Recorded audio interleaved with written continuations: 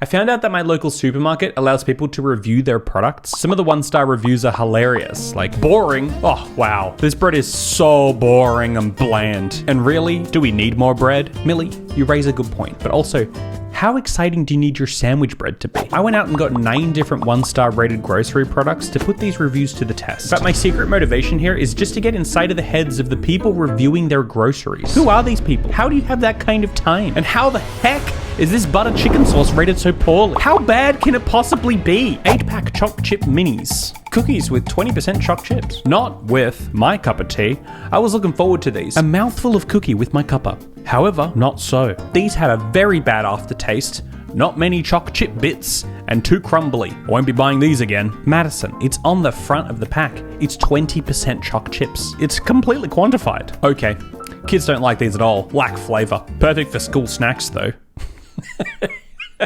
The kids don't like them. So I'm going to put them in their lunchboxes. Dry and bland. Kids were not a fan. They were very dry and bland. Getting an impression here. Not the best snack. So I tried these with my kids and not a hit at all. They were dry. But were they bland? Awful. Not for me, nor my neighbors. Gooseberry hated these cookies so much, they tried to offload them to their neighbors. Opened one pack, bit into one, and it crumbled onto the carpet. I just feel like that is the experience of eating a cookie. It's definitely crunchy, but the taste was stale. Even though they were fresh, it was too sweet. I gave the packet of bags to my neighbor for his 2 cute daughters and stepdaughter when he had them for the day. Right. Guys. The verdict came back. They fed them to the birds. Not even good enough for human consumption. Absolutely horrendous cookies. Also, he and his boarder didn't like them either. Is that like, are we talking a collie or like a person in the house? That's 3 children and 3 adults. Okay, so person in the house, including me. No one likes the choc chip cookies. Holy, I guess we got to try these choc chip cookies. Choc chip cookies. They come in like little bags. So we're looking for bad aftertaste, not many chocolate bits, and too crumbly. These are like $2.50 for the entire bag. Now granted, they don't have any vitamin D added, but they're kind of cute. This one is absolutely covered in chocolate bits. It's got so many chocolate bits for such a small cookie. No weird aftertaste, plenty of chocolate chips. I guess sure, it's a bit crumbly. That just seems like a preference thing. How fussy can you get about chocolate chip cookies? It's just cookies. I think they're tasty. Quick and easy, butter flavored microwave popcorn. Didn't hit the spot. We as a family have tried many different popcorn as the kids love them. However, this one left a funny aftertaste, almost like you'd eaten straight fat. Almost like you'd eaten butter. It's popcorn. How bad can it possibly be? We definitely will not buy this one. Again, I suppose? What do you mean you won't buy it? Burnt, unpopped. Not sure what happened, but when we cooked this, it was all burnt or unpopped. Nothing in between. We had to throw it all out. Never had that happen with microwave popcorn before. Busy mom straight up got burnt or kernels. 0 popcorn in her bag. That is quite the claim, and frankly, kind of impressive. Popcorn emoji. I've bought this popcorn before and no one in the family liked it. Why'd you buy it again? With this sample, I donated it to a food is free place. With the previous buy, many of the kernels stayed hard as rocks and didn't pop. The bag leaks butter. It's butter popcorn, my dude. The butter doesn't taste like real butter. It has a natural butter flavor, which doesn't taste natural. You're losing me. High in saturated fat, high in salt. It's not something I would buy. Again, you did though. I'm still thankful for the sample, as I'm sure someone will use it. Okay, what's going on here? Did this person get it for free? And they're still complaining. Did they get it from the same food is free place and then just took it back? Very disappointed. Put the bag in the microwave for longer than instructed, as ours always takes longer. Waited for popping to cease. When we opened the bag, only a small amount was popped and the remainder singed. Not the best. Didn't taste like butter. I'm getting signs here that we're looking for burnt and unpopped popcorn. Absolutely no in between. Also, there's butter in the bag and it doesn't taste like butter. Let's have a look. Butter popcorn. I don't know how wrong you can get butter popcorn. Seems like the #1 complaint is all burnt and no popped. Feels like a microwave issue more so than a popcorn issue. But I don't know, let's find out. My microwave has a popcorn button and I've always wanted to try it. There's a whole video that's worth watching on it. Apparently, not all popcorn buttons are made equal. 50 what?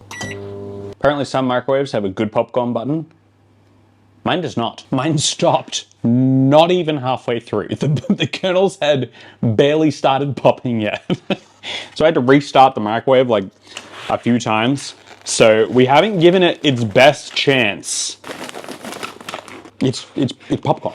It looked perfectly fine. There, that's the so-called burnt popcorn. Even with my horrible popcorn button, it turned out fine, but does it taste any good? It's popcorn. It's just popcorn. How do you complain about popcorn? I don't understand what these people expect. How do you eat just regular microwave popcorn and go, absolutely not, that is 1-star popcorn? I go, stop. Take it away, it's dangerous. Mozzarella cheese.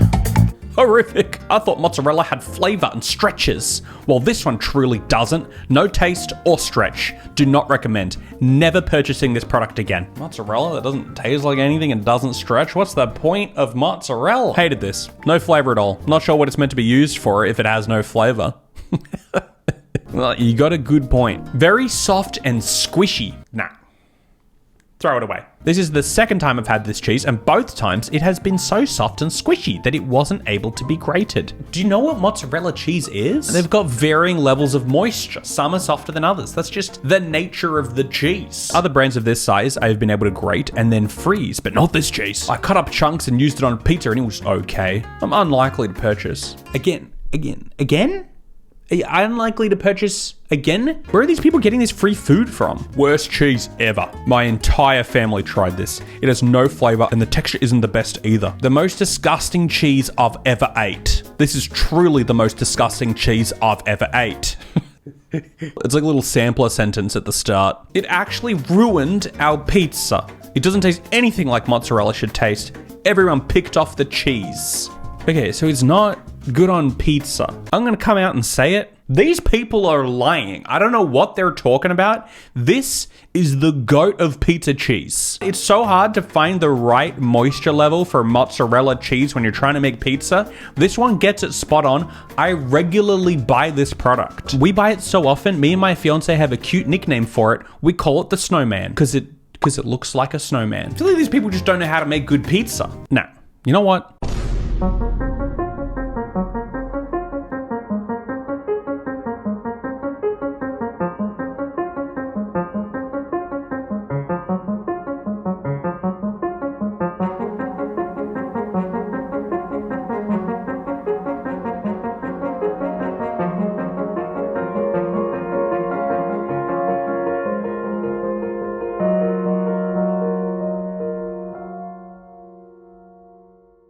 Seems like a skill issue to me. Apple juice, no added sugar. Too sweet. I couldn't taste the apple flavor. Also, it was too sweet.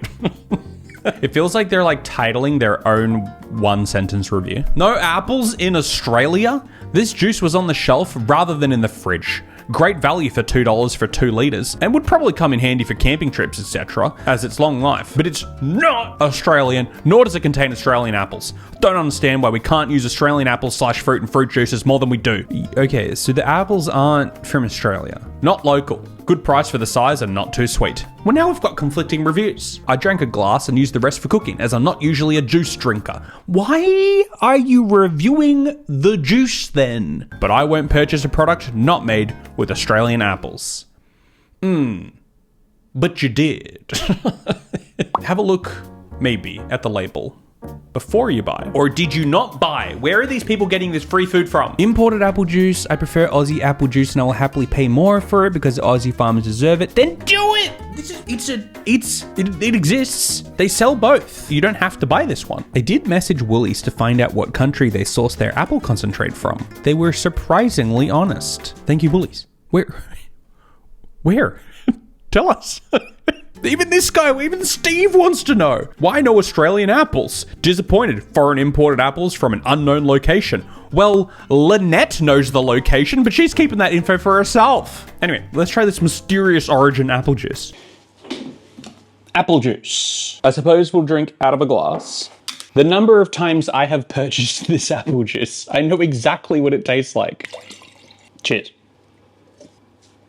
Tastes like apple juice. I really do think there's different kinds of apple juice, and sometimes you're feeling the more fancy premium stuff, but sometimes all you want is the cheapest apple juice you can get. It's like the apple juice equivalent of McDonald's orange juice. You're not always looking for like cloudy, thick apple juice. Sometimes you just want whatever this is. Is it too sweet? Blame the apples? There's no added sugar. I guess you're picking a fight with apple varieties at this point. Elephant in the room is imported ingredients. They're not Australian apples. Some people complain about that, but this is also like half the price of the apple juice that you can get from Australia. If you want to buy Australian apple juice, you can. It will just cost more money. That's economics. That's just the way of the world. So if you want to support Australian farmers, you're gonna have to spend the money to do so. It seems like a strange complaint because they sell both.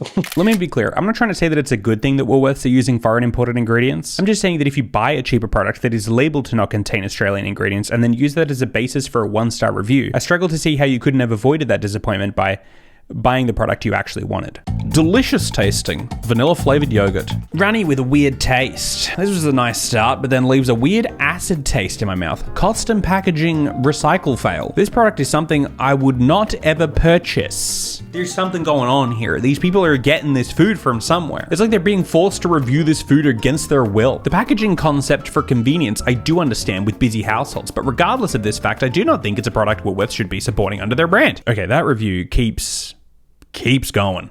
Sweet drink. I don't think this is a good product for children, as it's very high in sugar. Okay, nice. But too much sugar in such a small package. What's with 96% Australian made? Don't we grow all the ingredients here? Thought the Aussie logo was for 100%. I do stand corrected on that. The packaging costs more than the yogurt inside it. Are you clued into the manufacturing costs of yogurt? I prefer the pot set yogurt, but I have to give up 2 prescriptions to buy a tub. You have to what? Is this dude foregoing his own meds to buy a tub of yogurt? Not for me. I don't think it is, Maverick. I think it's a kid's treat. I don't know. Maybe it tastes awful. Maybe it's runny with a weird aftertaste. Let's find out. Okay, vanilla flavored yogurt. I guess we're looking for watery and too sweet. The second ingredient is indeed sugar. I don't know what to tell you. It's just vanilla yogurt. I don't know what they're complaining about. What are they saying? Runny with a weird aftertaste. I don't know, man. The aftertaste is yogurt. Not to mention the waste of packaging. I can understand the concern for single-use plastics. I don't know how this compares or doesn't to the regular plastic containers that regular yogurt comes in. So I don't know what the math is on how much plastic per serve, but it also just seems like that's something you would know before you buy it. You're not gonna buy this and then consume it and then go, oh, that was an unexpected amount of single-use plastic. And the second ingredient is sugar. They also sell sugar-free ones. So again, I'm just saying you could have avoided that disappointment by buying the product you actually wanted. Though I suppose there's a bigger discussion here about whether these products should be allowed to exist given their environmental or local impacts. Should single-use plastics be banned? What about single-use but multi-serve? And where should that line be? Should supermarkets make better efforts to include only local grown ingredients in their home brand products? Probably, though I suppose they're in the business of making money, and for now it seems that responsibility falls upon the buyers. The buyers that are still seemingly buying the products, but still complaining about them. Almond. It's, you gotta read the smaller text with this one. Ice cream made with Australian fresh cream. It's not just almond. In fact, almond is probably the least prominent ingredient. Awful. Due to the cost of food these days, treats are long gone from my shopping trolley, so I was really excited to receive a box of these. On opening the ice cream stick, I thought it looked pretty good. As I went to bite into it, 3 big pieces of chocolate coating fell off. One onto my shirt, one down my shirt, we're getting some saucy details, and one onto my lap. Certainly not a good start. The chocolate coating was thick, way too thick in my opinion, and tasted really cheap and nasty, like compound chocolate. The ice cream wasn't much better. It didn't even taste like ice cream. Icy and horrible. After 2 small bites, I threw it out. These people are seemingly getting this food for free, taking one bite and going, nah, Absolutely not for me. Ice cream with chocolate? Now I'm waiting for bin day so I can throw the other 3 out. I think they cannot be that bad. It tastes so bad, I wouldn't give them to anyone else to eat. This product is a definite no from me. The only good thing about it was the size. Well, that's unfortunate because... I have a confession. These are mini almond ice creams. They straight up didn't sell the big ones. I don't know if that's going to affect the ability for the chocolate to stay on the ice cream, but it's already cracked. I guess we're also judging flavor here. It's not just how much chocolate ends up on the table. Let's see. It's actually incredible how well the chocolate is hanging on. It's like super glued on. Like it is not coming off. It's simply not a problem. The quality of the ice cream could be slightly better, but it's like the cheapest box of ice creams you can get in the whole supermarket. The chocolate is actually surprisingly high quality. The chocolate itself tastes way better than I was expecting it to. I don't know if it being small makes a difference for how much chocolate can feasibly fall off. It very well could. All I can report on is I've never had an ice cream of this style where so little chocolate, like not a single piece of chocolate has fallen off. And I think you've got to be a pretty discerning customer to eat this and give it a 1 star based on flavor. I like it, and I will enjoy the rest of them throughout the week. Satay tofu.